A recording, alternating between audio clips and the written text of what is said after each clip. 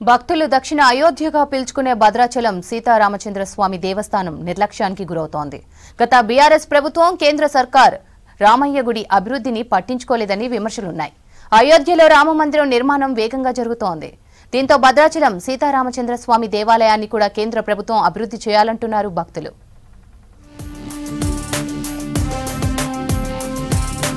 భద్రాచలం దేవస్థానాన్ని యాదాద్రి తరహాలో డెవలప్ చేస్తామని గత బీఆర్ఎస్ ప్రభుత్వం ప్రకటించింది. 2016లో ఆలయ అభివృద్ధి కోసం 100 కోట్లు ప్రకటించి బడ్జెట్లో 50 కోట్లు కేటాయించింది. ఏటా బడ్జెట్లో నిధులిస్తామని మాటిచ్చింది. ఆలయ అభివృద్ధి, వసతుల కల్పన కోసం మాస్టర్ ప్లాన్ రూపొందించింది.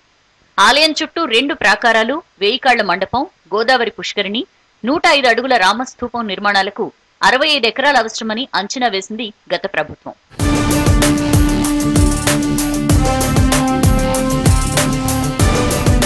400 కోట్లు ఖర్చైన భద్రాచలం దేవస్థానాన్ని డెవలప్ చేస్తామని ప్రకటించారు అప్పటి సీఎం కేసీఆర్. అయితే ఇవన్నీ హామీలకే పరిమితమయ్యాయి. ఏటా నవమి రోజు సీతారాముల కళ్యాణానికి ముత్యాల తలంబ్రాలు, పట్టు వస్త్రాలు తీసుకొచ్చే సంప్రదాయాన్ని కూడా కొనసాగించలేదు. బీఆర్ఎస్ హయాంలో ఆలయ ట్రస్ట్ బోర్డును ఏర్పాటు చేయలేదు. ప్రకటనలు తప్ప ఫండ్స్ ఇవ్వకపోవడంతో మాస్టర్ ప్లాన్ మూలన పడింది.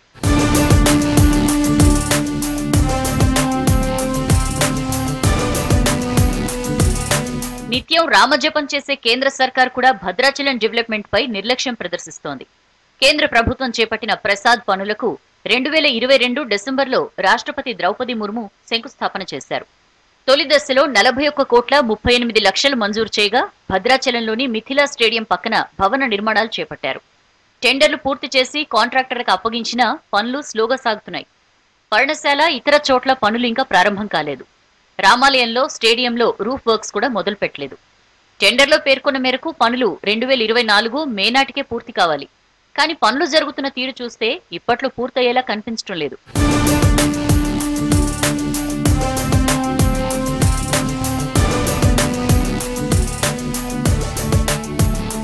గత బీఆర్ఎస్ ప్రభుత్వం భద్రాచలం ఆలయ అభివృద్ధి కోసం ఫండ్స్ ఇస్తామని ప్రకటించిందే తప్ప పైసా రిలీజ్ చేయలేదు. ఇక కేంద్ర ప్రభుత్వం ఆలయాన్ని ప్రసాద్ పథకం కింద చేర్చింది. ఈ స్కీమ్ కింద చేపట్టిన పనులు కూడా ముందుకు సాగడం లేదని విమర్శిస్తున్నారు భక్తులు.